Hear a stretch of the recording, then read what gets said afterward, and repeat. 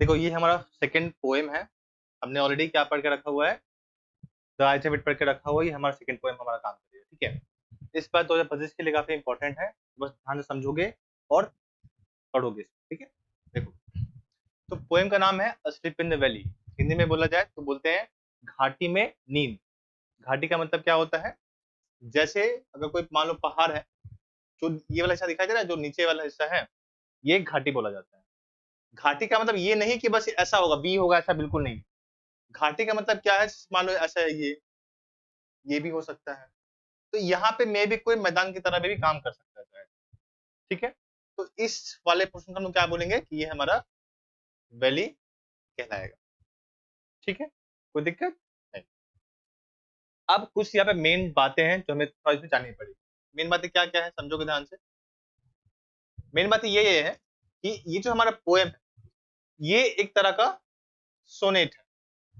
अब ये क्या होता है, तो इसको बोलते हैं कोई भी कविता जो 14 लाइंस की होती है, उसे कहते हैं सोनेट होता है। जैसे तुमने क्लास 11 में एक पोएम पढ़ा होगा, अपॉन वेस्टमिंस्टर ब्रिज, है ना, वो भी एक तरह का सोनेट ही था, ठीक है।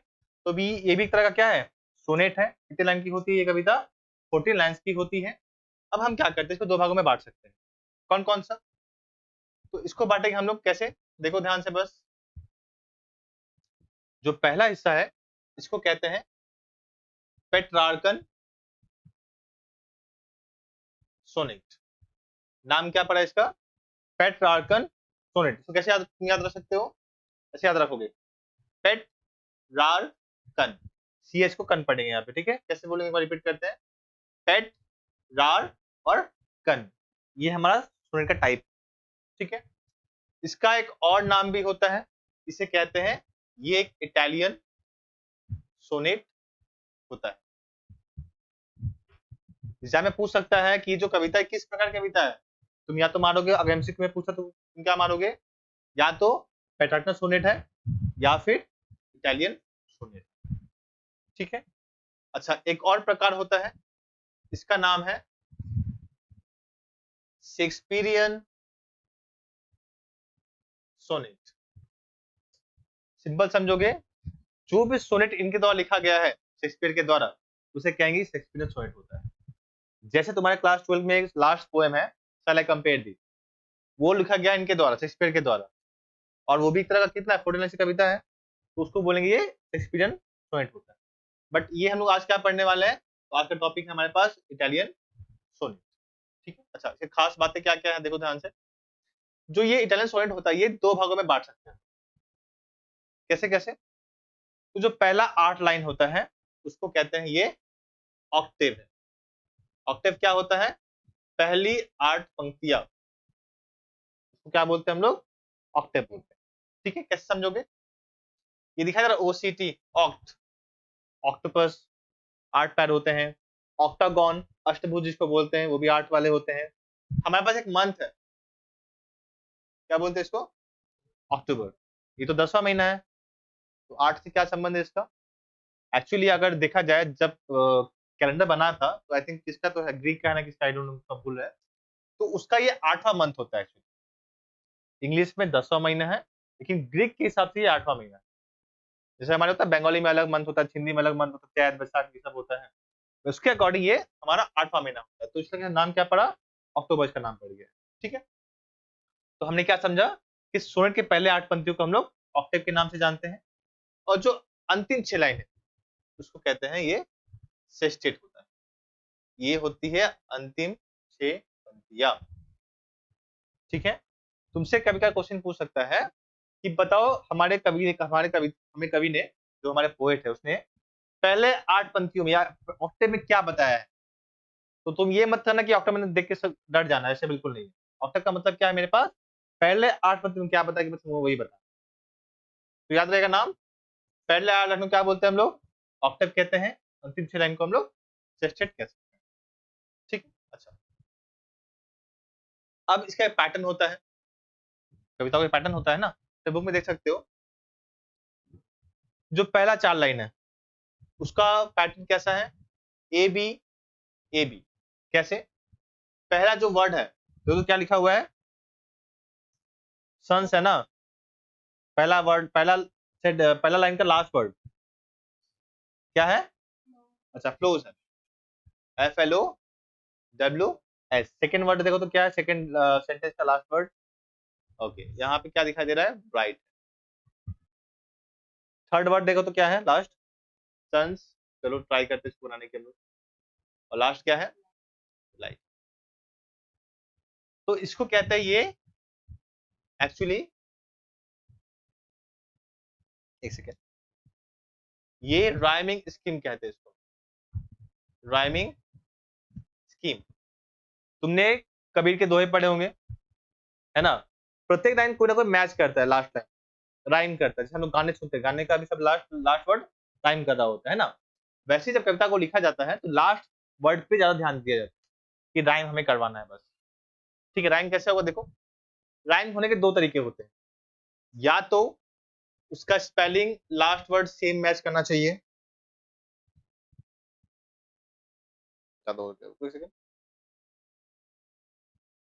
या तो लास्ट का स्पेलिंग से सेम होना चाहिए, या फिर उसका साउंड सेम होना चाहिए। दोनों राइम में आते हैं। ठीक है, देखो पहला जो लाइन हमें दिखाई दे रहा है, देखो क्या लिखा है, लास्ट एस दिखाई दे रहा है, फ्लोज, और ये दिखाई दे रहा है एस। फ्लोज और सन साउंड मैच नहीं कर रहा है, बट यहाँ पे स्पेलिंग मैच कर रहा है लास्ट, तो ये भी राइम करेगा। सेकंड देखो क्या लिखा है, ब्राइट और लाइट, यहाँ पे साउंड मैच कर रहा है। जैसे मान लो मैंने बोला कैट और बैट, ये साउंड करेगा ना, ये स्पेलिंग करेगा, ये साउंड भी करेगा एक्चुअली, और लास्ट का स्पेलिंग भी मैच करेगा, है ना? एक बार चेक करो अगला चैलेंज क्या लिखा हुआ है, क्या देखो उसका राइमिंग कैसा है, देखो उसका राइमिंग है CD CD। सी मतलब देखो पहला वर्ड क्या है, क्या है? नहीं सुनाई दिया। अच्छा माउथ, अच्छा बोलो ना, मुंह में लेके करते हैं क्या लगती है। अच्छा माउथ। नेक्स्ट क्या है? हेड। सी क्या है? ग्राउथ मान के चलते हैं हम लोग। और लास्ट क्या है? बेड। तो तुम देख सकते हो माउथ और ग्राउथ, अच्छा ग्राउथ पढ़ सकते हैं, कोई दिक्कत नहीं होगा। तो माउथ और ग्राउथ सेम साउंड कर रहा है, राइमिंग स्कीम है। फिर हेड और बेड सेम साउंड कर रहा है, ये भी राइमिंग स्कीम होगा। ये हुआ हमारा ऑक्टेव, पहला 8 पंक्तियां। अब देखो अंतिम चरण में क्या लिखा है, देखो थोड़ा ध्यान दो। उसमें लिखा होगा EEF, मतलब कैसे? देखो तो 9th लाइन कौन सा हो, देखो देखो तो एक बार, 9वां लाइन बेड के बाद वाला, तो यहाँ पे लिखा होगा स्माइल, उसके बाद गाइल, और लास्ट वाला क्या है देखो, कोल। तो तुम यहाँ पे देख पाओगे ये स्माइल और गाइल सेम साउंड कर रहा है, इसको हम लोग क्या नाम दिए? ई ई। एफ क्यों ना, क्योंकि ये दोनों से अलग है, इसलिए इसका नाम एफ पड़ गया। ठीक है, और जो अंतिम लाइन देखो यहाँ पे क्या लिखा हुआ है, एक सेकेंड, अंतिम 6 लाइन क्या क्या लिखा हुआ देखो तो, एक तो रेस्ट है, उसके बाद ब्रेस्ट है, उसके बाद होल्स। इसको क्या लिख सकते हैं सेम, जी जी और एच, ये दोनों सेम है, तो मैंने सेम नाम दिया, जी और जी। अंतिम वाला अलग है दोनों से, तो नाम क्या मिला? एच। ये है हमारे पोएम का राइमिंग स्कीम।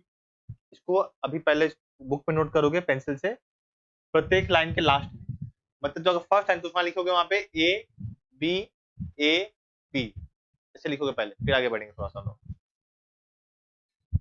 ठीक है, तो नोट करोगे। पहला 4 line A B second 4 line CD उसके बाद 9वां 10वां 11वां EEF, और लास्ट वाला G और H। इस तरह से ये राइमिंग स्कीम होता है। ठीक है,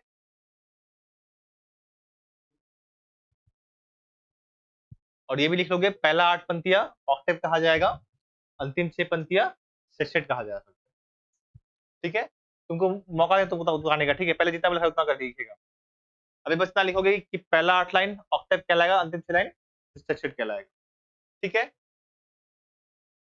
यहाँ पे कुछ पंक्तियां कुछ लाइन यहाँ पे इंपॉर्टेंट होगा, समझोगे ध्यान से। एग्जाम के पॉइंट ऑफ व्यू से हमारे लिए कुछ बातें यहाँ पे इंपॉर्टेंट है, समझोगे ध्यान से। देखो पहला पॉइंट ये है मेरे पास कि ये एक इटालियन सोनेट है। तुमसे पूछेगा ये एमसीक्यू वगैरह में, तो याद रखोगे बिल्कुल, ठीक है। पहला हमने पॉइंट क्या देखा कि ये इटालियन सोनेट होता है। सेकेंड पार्ट क्या हमने देखा, इसको बांटते हैं हम किस में, ऑक्टेव में और सेस्टेट में, याद रहेगा, ठीक है। आगे ये एक तरह का लिरिकल पोएम है। लिरिकल मतलब क्या होता है, तुम जिन कविता को गा सकते हो, जैसे कबीर के दोहे तुम गा सकते हो ना, गाने बहुत सारे तुमको देखने को मिल जाते हैं, वैसे ही ये कविता कैसी है, लिरिकल पोएम, ठीक है। और एक बात ये भी पूछ देता है कि पोएम कैसा है, तो या तो ये एक वॉर पोएम है या तो ये एक एंटी वॉर पोएम। दोनों क्या होता है अभी हम बात करेंगे इसके बारे में, ठीक है। ये क्या है, या तो वॉर पोएम है या तो एंटी वॉर पोएम, ठीक है। पांचवी बात पूछेगा तुमसे कभी कभार, ये तुमको काम करेगा लॉन्ग क्वेश्चन में, इसका थीम क्या है, विषय वस्तु क्या है इस पोएम का। तो विषय वस्तु क्या है तुम्हें दिखाई देगा, ब्रूटालिटी ऑफ वॉर, हिंदी में बोला जाए तो युद्ध की निर्दयता, ठीक है। या इसका एक और नाम भी बोल सकते हो, इसको कहेंगे फ्यूटिलिटी ऑफ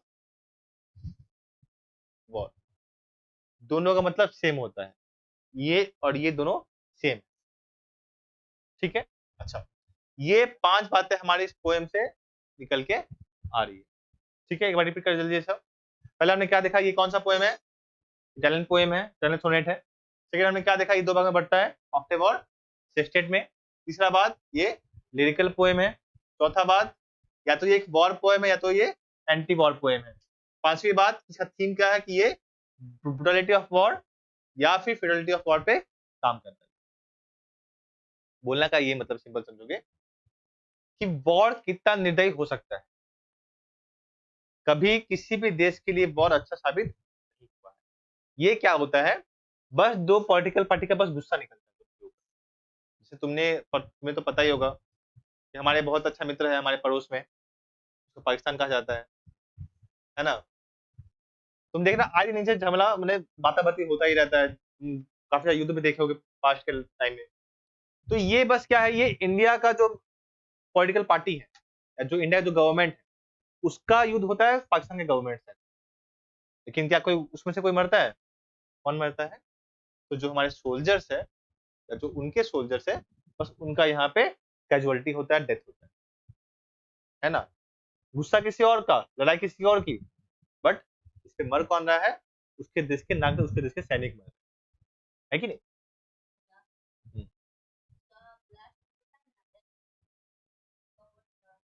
हाँ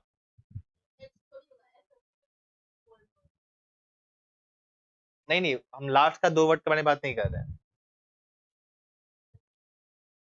थोड़ा बुक देखा, थोड़ा बुक देखे थोड़ा सा, तो होश होश कहाँ लिखा हुआ है। हाँ हाँ बिल्कुल कोई दिक्कत नहीं, हम वही तो बोले, या तो या ई एफ हो जाएगा, हाँ चल सकता है, कोई इशू नहीं है। मैंने बस अलग नाम लिया, कोई खास इसमें दिक्कत नहीं है की बात, ठीक है, इसमें कोई दिक्कत नहीं है, ठीक है। तो इस पोएम में जो हमारे पोएट है, तो एक बार नाम पढ़ोगे क्या लिखा हुआ है, इनका नाम है THUR, देखो तो, आर्थर रिम्बाउड। चूंकि ये एक फ्रेंच कवि थे, काफी सारे फ्रेंच वर्ड ना अलग साउंड करते हैं, जैसे एक फ्रेंच वर्ड है,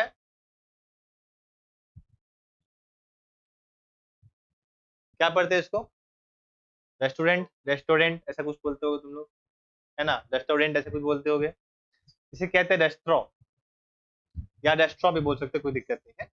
हिंदी में बोला जाए तो इसको बोल सकते हैं रेस्ट्रो, या तो रेस्ट्रो बोल सकते हो या रेस्ट्रो बोल सकते हो, एक ही बात, तो ये कैसा वर्ड है? फ्रेंच वर्ड है। ओके, तो इनका नाम तो लिखा है आर्थर रिम्बाउड, तुम लिखोगे वही, बट पढ़ेंगे क्या? इसको बोलेंगे आर्थर रिम्बाउ। ठीक है, साउंड नहीं आएगा। क्या पढ़ेंगे इसको? आर्थर रिम्बाउ। इसको एक बार लिख सकते हो चाहो तो। कैसे लिखते हैं आर्थर? कैसे लिखते हैं? है ना, ये लिखेंगे ना, आर्थर। रेम्बो भी करो या रिम्बो, कोई दिक्कत नहीं है। रेम्बो कर लो या रिम्बो कर लो, एक ही चलेगा, एक ही बात है। ठीक है, इसको पढ़ेंगे इस तरीके से, लेकिन एग्जाम में तो लिखना है ना, तो वो क्या करोगे, याद कैसे रखोगे? आर्थर रिम्बाउड के नाम से याद रखोगे, बस पढ़ना है आर्थर रिम्बाउड ऐसे। क्योंकि तुम दिक्कत क्या होगा, तुम अगर रिम्बाउड पढ़ रहे हो, लिख भी वही रहे हो, स्पेलिंग मिस्टेक हो सकती है। तुम्हें पास नॉलेज है पर तुम लिख के नहीं आओ तो फिर नंबर तुम्हारा कट जाएगा, है कि नहीं? हमें बस क्या करना, अपने आप को सही साबित करके आना है। ठीक है, तो नाम क्या हम लोग समझेंगे? आर्थर रिम्बाउड ही याद रखो, कोई दिक्कत नहीं। ठीक है, अच्छा, इनको कहा जाता है एक तरह का टीन पोएट है। टीन पोएट का मतलब क्या है कि जितने भी इनकी कविता लिखी गई है इसी एज में लिखी गई है। अब टीन का मतलब क्या, तो तुम्हें पता होगा एक टीन एज होता है, तुम लोग अभी उसी एज में हो, है ना? कितना से कितना होता है? 13 से 19। उसके बाद 12 आता है, 12 में कोई तो टीन आता नहीं है ना? होता क्या है? 13, 14, 15, 16, 17, 18, 19, 20 नहीं होता है ना? तो जो मेरा ये एज है 13 से लेकर 19 तक, ये मेरा टीनेजर कहलाता है। और जो हमारे पोएट है आर्थर रिम्बाउड, इनका मैक्सिमम पोएम इसी एज के दौरान लिखा गया है। कारण क्या है? इसके बाद उन्हें पोएम लिखना छोड़ दिया। छोड़ने का कारण क्या था? इनको डाल दिया गया था आर्मी के अंदर, ठीक है, और ना चाहते हुए आर्मी में जाना पड़ा उनको। वर्ल्ड वॉर उस टाइम शायद चल रहा था, और इस समय में जब वो इतना दुख दर्द देखने को, देखो एक कवि का जो है ना हृदय बहुत ही नाजुक, बहुत ही सेंसिटिव होता है। ठीक है, तो वो दिखाई दिया कि अरे एक तो लोग यहाँ पे लड़ रहे हैं, एक दूसरे को मार पीट कर रहे हैं, बस सब कैजुअलिटी हो रहा है वहां पे, तो बहुत उनको दुख दुख पहुंचा। ठीक है, तो उसके बाद उन्होंने क्या किया, पोएम को लिखना ही छोड़ दिया। पोएम को लिखने के लिए बहुत तुम्हारे अंदर से एक भाव चाहिए, सब लोग पोएम लिखे पॉसिबल नहीं हो पाता। ठीक है, तुम नोटिस करना, कुछ ऐसे भी साहित्यकार हैं, लिटरेचर जो जो उसको लेके पढ़े हुए हैं, वे लोग अच्छा पोएम नहीं लिख सकते, मे बी उनके अंदर वो भावुक या भाव है ही नहीं। लेकिन बहुत सारे ऐसे भी जो साइंटिस्ट है, और उन्होंने अच्छे से कविता लिखी गई है उनके द्वारा, क्योंकि उनके अंदर एक भाव प्रकट हो सकता है। तो लोगों को देखने का तरीका या उनका जो होता है ना क्या बोलते उसको, नजरिया उनका, ये अलग अलग हो सकता है। जरूरी नहीं कि जो साइंस वाले हैं बंदे वही वो पोएम नहीं लिख पाएंगे, जरूरी बिल्कुल नहीं है। उनको अगर इंटरेस्ट है उसमें तो वो बिल्कुल उसमें अच्छा काम करते हैं। ठीक है, तो ये हमने अभी क्या देखा कि ये किसको किसको क्या बोला जाता है, इनको एक टीन पोएट कहा जाता है, क्योंकि इनका जितना भी पोएम है वो इसी एज के आसपास में लिखा। ठीक है, एक बात और, तुम एक बार नोट करना एक चीज तुम्हारे बुक में, इनका देखो तो बर्थ ईयर कौन सा है? 1918 है, 1918 देखो तो, 1854 से लेके 1891 कितना होता है? अब काउंट करो दोनों के बीच में कितना डिफरेंस है।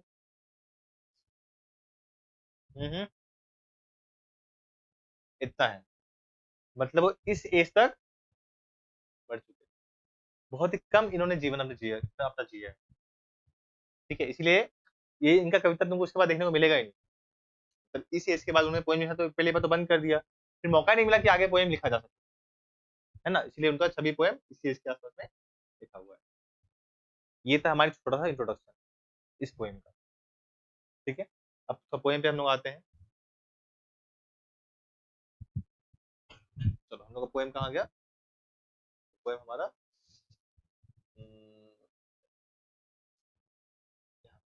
ठीक है, तो ध्यान दोगे यहाँ पे। हाँ, पहले हम बात करें थोड़ा सा इसके ऑथर के बारे में, इसके लेखक के बारे में। ऑथर नहीं, पोएट बोल सकते। तो इनका नाम पूरा क्या देखो एक बार, तुम्हें दिखाई देगा। इनका पूरा नाम क्या है? जीन निकोलस आर्थर रिम्बाउड है एक्चुअली। पूरा नाम क्या है इनका? Jean Nicolas Arthur Rimbaud. But actually किस नाम से ये कविता को लिखते हैं? आर्थर रिम्बाउड के नाम। ठीक है, जब इसे पूछेगा नहीं, बट फिर तो याद रखोगे इस नाम को। ठीक है, तो ये कैसे पोएम थे, पोएट थे? ये एक फ्रेंच पोएट थे। यहाँ पे टी होना चाहिए, तुम्हारा प्रिंटिंग मिस्टेक किया हुआ बुक में, वो देख लोगे, यहाँ पे टी होना चाहिए। ठीक है, ये एक फ्रेंच पोएट थे, फ्रॉम द 19th सेंचुरी। अभी क्या चल रहा है? अभी चल रहा है 21st सेंचुरी, है ना? कैसे होता है? जैसे जैसे हमारे पास 2100 पार करेगा, ये 22nd चला जाएगा, यही तो। ये मतलब बोल सकते हो, ये जब 1800 से लेके 1899 वाले भाग को हम बोलेंगे ये 19वीं सदी कहलाती है, या बोल सकते हो 19th सेंचुरी कहलाता है। तो इस सदी के पोएट थे ये, ठीक है। He started writing poetry. उन्होंने क्या किया था? अपने पोएट्री को, अपने कविता को लिखना शुरू किया कब से? Even before he did his teens, अपने टीन एज में पहुंचने के ठीक पहले। मतलब जब उनका एज 13 होने वाला था, उससे काफी समय पहले उनका ये पोएम लिखना शुरू हो चुका था। मतलब जिस एज में बच्चे सीखते हैं एबीसीडी लिखना या सेंटेंस पढ़ना, सेंटेंस लिखना, उस एज में ये पोएम लिखना शुरू कर दिया। ठीक है, कब शुरू किए थे? 13 से पहले। और ही स्टॉप्ड राइटिंग पोएट्री, उन्होंने पोएम को लिखना भी खत्म कर दिया था। कब तक? At the age of 19। 19 साल की एज तक उनको अपना पोएम लिखना खत्म कर दिया। आगे देखो, हिज मेजर वर्क्स, उनके कुछ बहुत ही विख्यात प्रख्यात काम है। काम मतलब यहाँ पे उनके रचनाएं हैं बहुत सारे। कौन कौन से? देखो यहाँ पे, to music and evening prayer, ये उनके कुछ अच्छे अच्छे पोएम है। तुमको पढ़ने का मौका मिलेगा जब तुम कॉलेज में आगे जाओगे तब। ठीक है, आगे देखो क्या है यहाँ पे बोला गया। द प्रेजेंट पोएम, जो ये अभी हम लोग जो पोएम पढ़ने वाले हैं, इसका रियल टाइटल कुछ और था। टाइटल क्या था इसका? ले डार्मर विलेवाल, ये उनका रियल शीर्षक था इस कविता का। अगर मान लो हमारे पास ये शीर्षक हो तो क्या तुम याद रहता? बिल्कुल नहीं। तुम्हें क्या याद रहेगा? स्लीप इन द वैली याद रहेगा। देखिए तुम्हें बोला जाए ले डार्मर लेवल, तुम क्या समझो? कोई दिक्कत नहीं, तुम यहाँ पे समझोगे बस। यहाँ पे इस चीज ये तुमसे पूछता था एमसीक्यू वगैरह में कि इस कविता का रियल टाइटल क्या था, तो यहाँ पे तुम मार्क करोगे अपने बुक में। टाइटल क्या था? ले डार्मर ले बाल। ठीक है, आगे। Was included in his collection of poetry called Poesis, मतलब उनके पास इस नाम की एक कविताओं का संग्रह था, उसमें से एक छोटा सा कविता उठा के तुम्हें सिलेबस में डाल दिया। ठीक है, ये भी कभी पूछता है कि उनका जो कविता का संग्रह था उसका नाम क्या था? नाम था पोएसिस। ये क्या? ये कविता का एक बुक है, एक संग्रह है, उसमें से एक कविता उठा के ले डाला गया तुम्हारे लिए, sleep in the valley. Clear है? देखो इस छोटे से में हम लोग कितना जानने को बात मिला है कि नहीं? अच्छा, इसको हम लोग फिलहाल नहीं पढ़ेंगे क्योंकि हम लोग फिर पोएम का सब कुछ सीक्रेट खत्म हो जाएगा, तो हम लोग कुछ सीक्रेट भी इस पोएम तो हम लोग थोड़ा आगे जाएंगे तो समझोगे। ठीक है, अब तो बात करते हैं हमारे अपने पोएम की। बहुत ही डीप मीनिंग है, बहुत ही ध्यान से समझोगे। ठीक है, फोकस यहाँ पे रखोगे। अगर तुम्हें नींद आ रही है तो पानी पी सकते हो, लेकिन ध्यान यहाँ रखोगे। ठीक है, तो शुरू करते हैं हम अपने पोएम को। ठीक है, अच्छा एक बात और, ये जो पोएम है हमारा, ये पिक्चर परफेक्ट सेटिंग है। इसे कहते हैं पिक्चर परफेक्ट सेटिंग। मतलब क्या? तुम्हें यहाँ पे अपने आप को इमेजिन करना पड़ेगा। ठीक है, जैसे जैसे यहाँ पे बात आगे बढ़ेगी, तुमको अपने माइंड में इसका इमेजिनेशन बनाना पड़ेगा कि आखिर हम लोग क्या क्या देख पा रहे हैं। अपने कल्पनाओं में थोड़ा खोना पड़ेगा इसके लिए। ठीक है, तो थोड़ा स्टार्ट करते हैं हम लोग। देखो क्या बोला गया है, शुरू कैसे किया गया है। पहला यहाँ तक लोग पढ़ेंगे 4 लाइन। ठीक है, देखो क्या बोला है। A small green valley where a slow stream flows। तुम्हें क्या दिखाई दे रहा है? एक वैली है, मेरे पास ये हिस्सा है। ठीक है, तुम सपोज किसी एक पहाड़ से इसको देख लो। ठीक है, हमें क्या देखना है कि बहुत ही सुंदर घाटी हमें दिखाई दे रही है, बहुत ही सुंदर पहाड़ है, तो नीचे क्या है? हमें घाटी देखने को मिल रही है। ठीक है, एक तो इमेजिन करते रहो, थोड़ा अच्छा तुम्हारे अच्छा है। तो घाटी कैसी है? तो घाटी स्मॉल है और ग्रीन है। ठीक है, बोल क्या रहा है देखो, ये स्मॉल ग्रीन वैली, एक छोटी सी और हरे रंग की घाटी है, हरी बड़ी घाटी है। वेयर, जहां पे स्लो स्ट्रीम फ्लो, एक बहुत ही मंद गति से वहां से एक धारा निकलती हुई हमें दिखाई देती है। तुमने बचपन में एक फोटो बनाया होगा ऐसा, ऐसे वाला बनाया हो, 2 पहाड़ एक छोटा सा नदी। तो ये जो नदी है ये कहाँ से बह रही है? उसी पहाड़ से निकलती हुई हमें दिखाई दे रही है। उसका स्पीड कैसा है? बहुत ही मंद गति है। मंद मतलब बहुत ही धीमा गति से वो बहता चला जा रहा है। ठीक है, तो एक बार रिपीट करते हैं, क्या क्या क्या बोला गया देखो यहाँ पे कि एक छोटी सी हरे हरे रंग की घाटी है, मतलब हरी बड़ी घाटी है, जहां से एक बहुत ही मंद गति से धारा वहां से बह रही है। और वो धारा क्या कर रही है, लीव्स छो रही है। क्या छो रही है, a long strands of silver on the bright grass। उस चमकीले घास के ऊपर एक बहुत ही सिल्वर नुमा, सिल्वर मतलब चांदी नुमा, वो क्या कर रही है, एक स्ट्रैंड का मतलब होता है एक किनारा नदी का, है ना। लेकिन यहाँ पे एक अलग सेंस तो देगा, समझोगे ध्यान से। यहाँ पे अपने बुक में देख सकते हो, तुम्हारे नीचे एक लिखा हुआ मीनिंग स्टैंड का। अब रिकॉर्ड हो, टेंशन मत लो, जल्दी आएगी। रिकॉर्ड हो रहा है, 10 मिनट हुआ है, अभी अभी जस्ट स्टार्ट ही किए पोएम। ठीक है, देखो। सो यहाँ पे तुम्हारे बुक में लिखा होगा स्टैंड का मतलब, ध्यान दो यहाँ पे। एक क्या लिखा है देखो तो, एक लिखा हुआ है थिन स्ट्रैप। स्ट्रैप मतलब होता है पट्टी। ठीक है, तो ध्यान दोगे, जैसे लड़कियां एक अपने फीतों को बांधती है ना स्कूल जाते टाइम, है ना, यहाँ पे क्या दिखाई दे रहा है कि जो नदी बह रही है वहां से, वो एक तरह का फीता नुमी, वो सिल्वर का कलर का वो उस घास पे दिखाई दे रहा है। ठीक है, इमेजिन तुम क्या कर पा रहे हो, एक पहाड़ी है, पहाड़ के अंदर से एक धारा बह रही है, तो कलर कैसा है, वो सिल्वर दिखाई दे रहा है। सिल्वर क्यों है ऐसा, क्योंकि पानी इतना प्योर है, इतना शुद्ध है कि वो वहां पे सिल्वर की तरह दिखाई दे रहा है। और साथ में चूंकि वहां पे सूर्य तो आएगी ना, सूर्य की रोशनी, उस कारण से भी ये सिल्वर दिखाई दे सकता है। ठीक है, मुझे क्वेश्चन पूछता है एग्जाम में, ये जो सिल्वर है वो क्यों था आखिरकार, तो कारण क्या था, क्योंकि ये पहला बात प्योर है, दूसरा सन का उस पर रे पड़ रहा है, जिस कारण से वो प्योर या सिल्वर दिखाई दे पा रहा है। ठीक है, कोई दिक्कत 2 लाइन में। चलो आगे सब बढ़ते हैं हम लोग। नेक्स्ट देखो क्या बोला है, फ्रॉम द माउंटेन टॉप, उस पहाड़ की चोटी से में क्या दिखाई दे रहा है, स्ट्रीम द सन्स रेज, वहां से सूर्य का निकल एक प्रकाश वहां से निकलता हुआ में दिखाई दे रहा है। तुम यहाँ पे ऐसे बना सकते हो, थोड़ा सा यहाँ पे एक सूर्य है, और इसका जो किरण है ना, ये इस नदी के ऊपर या इस घाटी के ऊपर पड़ रही है।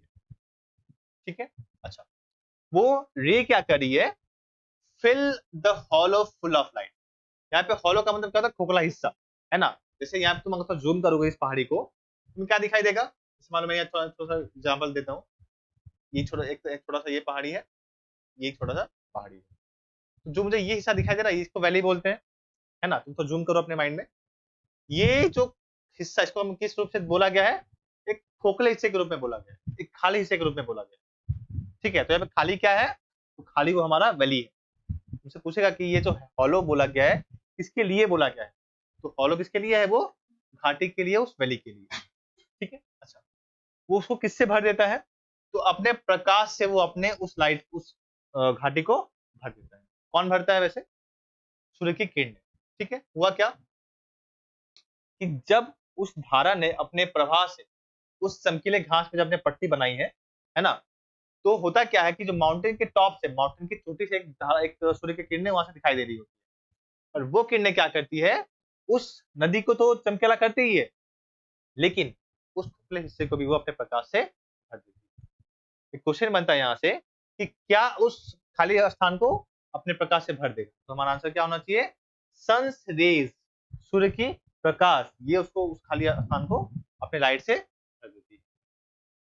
क्या क्लियर हो पाया 4 लाइन पहला, आगे थोड़ा बढ़ते हैं हम लोग। ये जो 4 लाइन था हमारा, ये बताया गया है आखिरकार क्या, ये बताया गया है ब्यूटी ऑफ द वैली, घाटी कितना सुंदर हमारे पास दिखाई दे रहा है, मतलब इस घाटी की सुंदर व्याख्या थोड़ा सा किया गया है। ठीक है, तुमसे अगर एग्जाम में पूछ रहा है कि घाटी के बारे में बताओ, तुम क्या बताओगे, तुम्हें बस ये 4 लाइन को डिस्क्राइब करना पड़ेगा, कुछ नहीं, बस हमें क्या करना पड़ेगा, 4 लाइन को हमें बताना पड़ेगा। आगे देखो क्या बोला गया, अब एक सोल्जर क्या किया है, उस स्थान पे उस जगह पे सोया हुआ है। देखो, अ सोल्जर, एक सैनिक कैसा है, वेरी यंग, बहुत ही युवा है, ओपन माउथ, और वो क्या किया हुआ है, लाई मतलब होता है पड़े होना, पड़े रहना, वो अपने मुंह को खोलकर वहां पे पड़ा हुआ सोया हुआ। अच्छा, जितने भी इस कविता में तुमको दिखाई देगा एडजेक्टिव, एडजेक्टिव मतलब क्या होता है, किसी भी संज्ञा का विशेषता बताता है। देखो यहाँ पे क्या क्या विशेषता बताया जा रहा है, पहला घाटी कैसा था, स्मॉल था, ग्रीन था, है ना। उसके बाद क्या था, ग्रास कैसा था, ग्रास ब्राइट था। उसके बाद और कुछ यहाँ पे नहीं है फिलहाल, ठीक है। उसके बाद देखो ये जो है ना, वेरी यंग और लाइज ओपन माउथ, ये उस सैनिक का विशेषता बता रहे हैं। तो वो कैसा है, तो वो बहुत ही युवा है, बहुत ही यंग है, और वो कैसे पड़ा हुआ है वहां पे, अपने मुंह को खोल के पड़ा हुआ है, ठीक है। इमेजिन कर सकते हो आई थिंक, घास है वहां पे, सोल्जर पड़ा हुआ है, ठीक। आगे, अब अब पिलो, पिलो मतलब एक तकिया उसके सर के नीचे है, तो किससे बना हुआ है, मेड ऑफ फर्न। फर्न का मतलब होता है घास नुमा, छोटा झाड़ी वाड़ी होता है उसको बोलते हैं। तो उसके तकिए के रूप में क्या बनाया गया है, एक घास या एक छोटा सा क्या बोलते हैं, एक क्या वो पौधा है ना, तो एक पौधा उसके तकिए के रूप में लाया गया। जैसे जब तुम तो छोटे हो गए, ठीक है, तो हम लोग क्या होता है, मान लो सोए हुए हैं तकिया लेके नहीं सोए मान लो, तो भाई मम्मी लोग क्या करती है ना, हमारे सर के नीचे तकिया डाल देती है ताकि दिक्कत ना हो, है ना। तो यहाँ पे जो हमारा नेचर है, जो प्रकृति है, वो काम कर एज ए मदर, इसके लिए, उस सोल्जर के लिए। वो क्या कर रही है, अपने ममता को दिखा रही है किस रूप में, फर्न के रूप में। फर्न बहुत ही सॉफ्ट होता है, बहुत ही कोमल होता है, एक प्रकार का पौधा है। तो वो क्या की है, अपने पौधे को उसके सर के नीचे रखा गया, इसके द्वारा, मदर नेचर के द्वारा, एक प्रकृति के द्वारा, है ना, ताकि क्या कहो, उसको कोई दिक्कत ना हो वहां पे सोने में, ठीक है। आगे देखो क्या बोला है, बीनेथ हिज हेड, जो वो फर्न का तकिया कहाँ पे है, तो सर के ठीक नीचे है। इसको मार्क करो इस टाइम। तुमसे पूछेगा कि जो तकिया बना हुआ है वो किस चीज का बना हुआ है, तो फर्न का बना हुआ है, और कहाँ है, तो ठीक सर के नीचे मौजूद है, ठीक है। कोई दिक्कत यहाँ तक नहीं, देखो। और वो जो लड़का सोया हुआ है, वो कैसे सोया हुआ है, और स्लीप, गहरी नींद में सोया हुआ है, ठीक है। Stressed in the heavy underground, मतलब क्या किया है, स्ट्रेच मतलब पड़ा हुआ है हाथ को फैलाकर, है ना। कैसे पड़ा हुआ है, कहाँ पड़ा हुआ है, तो उस घने जंगल के, जंगल नहीं एक्चुअली छोटा सा वन है, छोटा सा बगीचा टाइप का है, तो उस झाड़ी में, अंडरग्राउंड का मतलब होता है झाड़ी, हिंदी में बोलते हैं, इंग्लिश में बोल सकते हैं बुश, बुशेस बोल लो। तो उस झाड़ी में उसका बॉडी क्या हुआ है, उसका जो शरीर क्या क्या वो पड़ा हुआ है, ठीक है। आगे, पेल इन हिज वॉर्म, पेल का मतलब क्या होता है, पीला पड़ जाना। लोग पीला कब पड़ते हैं, जब वो बीमार होते हैं तब पड़ते हैं, है ना। देखो, तो जब वो पीला पड़ चुका है, इन इज वार्म ग्रीन सनसोक्ड बेड, वो जहां पे पड़ा हुआ उसको क्या बोला गया है, बेड बोला गया है ना। और वो कैसा है, गर्म है। कारण क्या गर्म होने का, क्योंकि काफी देर से वो सोया हुआ है वहां पे, है ना। होता क्या है कि वहां पे तो एनवायरमेंट बहुत ठंडा है ना, लेकिन जहां पे वो पड़ा हुआ है, वहां पे तो ठंड का टाइम, वहां पे ठंड का असर कोई पड़ नहीं रहा है, तो इसी कारण से यहाँ पे उसका बेड कैसा बोला गया है, वार्म बोला गया है, गर्म बोला गया। आगे, वो कैसा है, ग्रीन है, और सनसेट का मतलब होता है सूर्य से अवशोषित, मतलब अब तक वहां पे सूर्य की लाइट वहां तक पहुंच नहीं पाई, है ना, उसको भी गर्म बना के रखी हुई, ठीक। आगे तो बढ़े, अच्छा, एक बार वापस एक बार रिपीट कर दे इस टाइम को। बोला क्या है, asleep stressed in the heavy underground, वो पूरा पसर के सोया हुआ है, कहाँ पे, उस घने छोटे से वन में सोया हुआ, ठीक। आगे क्या क्या बोला गया है, pale in his warm, sorry, pale in his warm green sunsuit bed, तो जो बेड वो कैसा है, वार्म है, गर्म है, ग्रीन है, हरा भरा है, और सनसूट मतलब सूर्य से अवशोषित है, सूर्य की रोशनी वहां तक नहीं पहुंच पाई है, ठीक। आगे, ये था हमारा ऑक्टेव, पहला 8 पंक्तियां। आगे देखो क्या बोला गया है, यहाँ तक उसका पढ़ेंगे, समझो ध्यान से। बोला गया है, his feet among the flowers, उसके पैर कहाँ पे है, तो पैर फूलों के बीच में, मतलब जिस वन में सोया हुआ है वहां पे पैर के पास क्या है, बहुत सारा फूल का पौधा वगैरह वगैरह हो सकता है, तो उस फूल के पास उसका क्या दिखाई दे रहा है, उसका पैर वहां पे मौजूद है, ठीक है। ही स्लीप्स, जहां पे वो सोया हुआ है। और his smile is like an infant, जो उसका मुस्कुराहट है किसके जैसा है, एक नवजात शिशु की तरह है।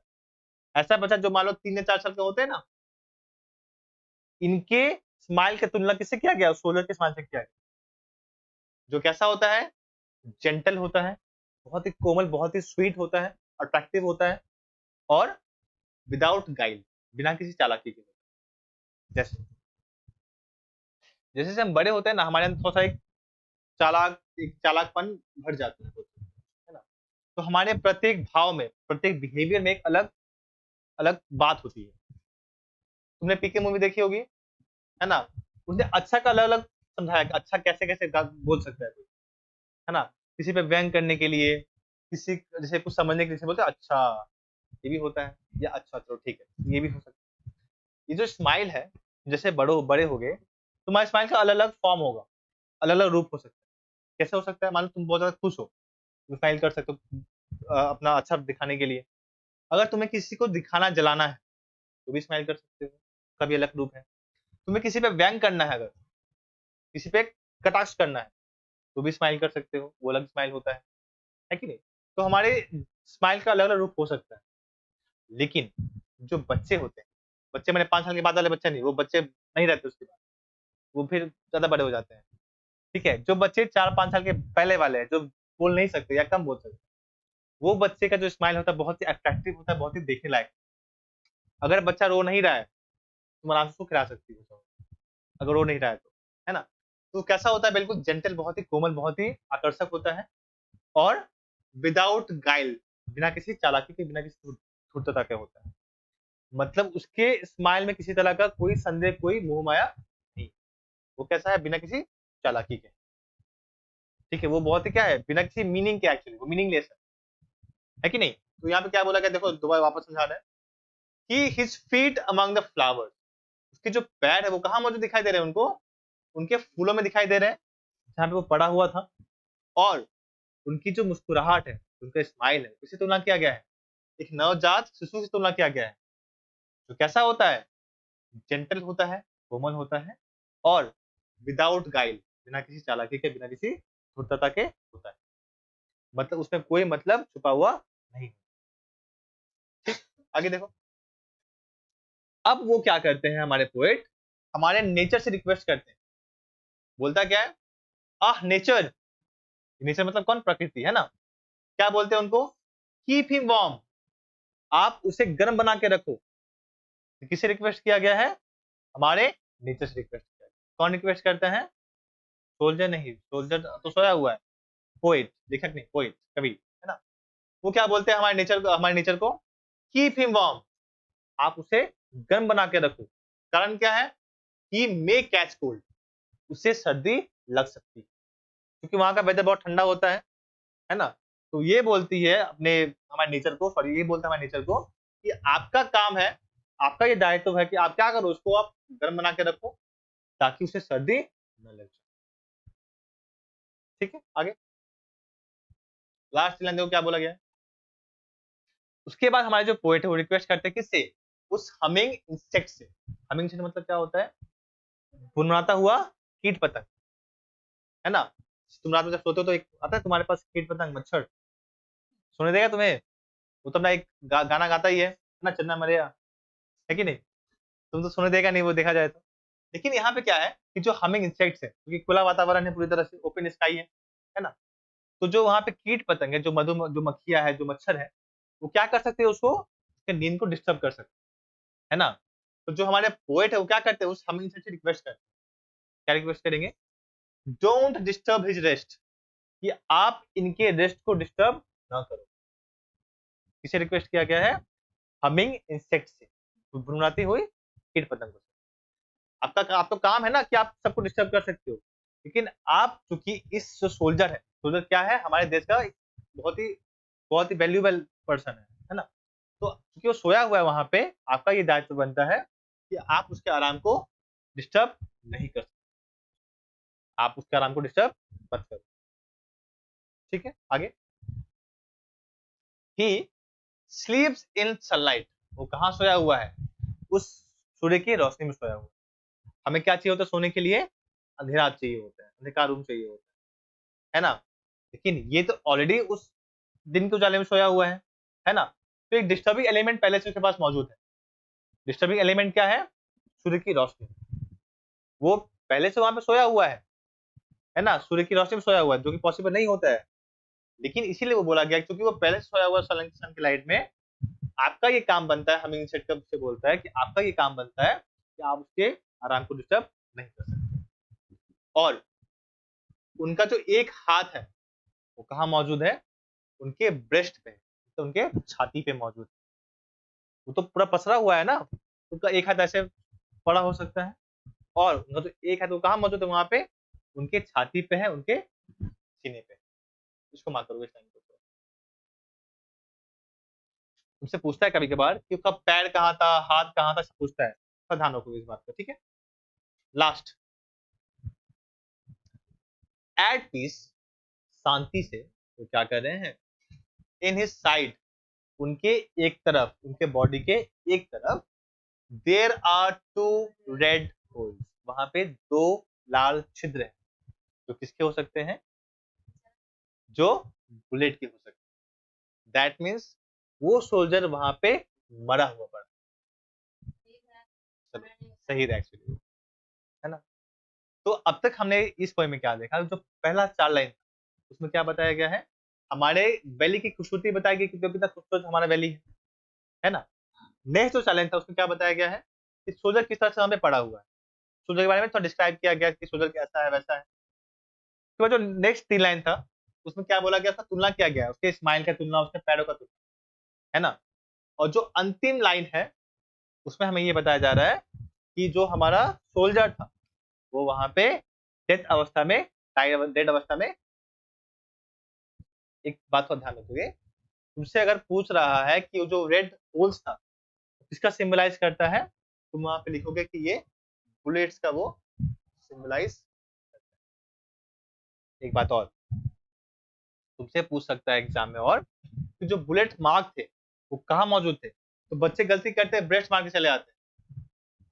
होना क्या चाहिए, उनके बॉडी के एक तरफ, इन हिज साइड, उनके शरीर के एक तरफ उनके क्या हुआ है, तो बुलेट मार्क्स मौजूद, ठीक है।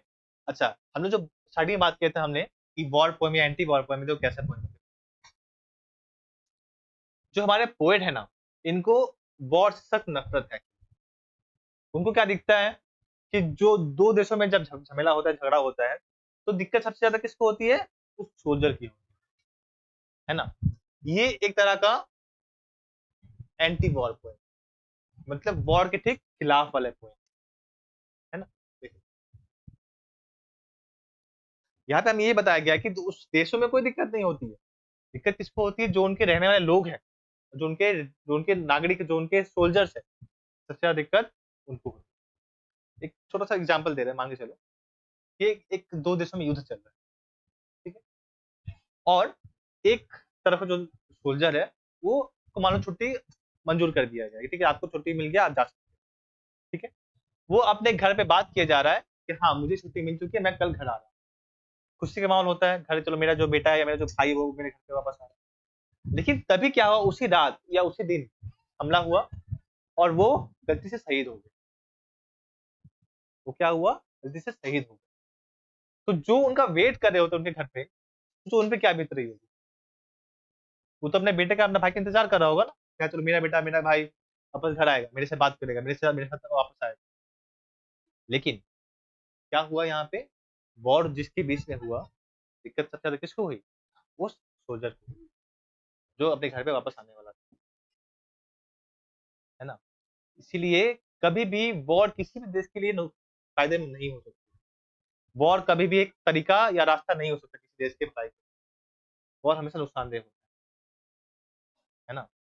इसीलिए ये एक तरह का एंटी वॉर पोएम कहा गया है, मतलब वॉर के खिलाफ बताया, वॉर कितना अत्याचारी हो सकता है, कितना निर्दयी हो सकता है ना, ये इस पोएम में दिखाने की कोशिश की गई है।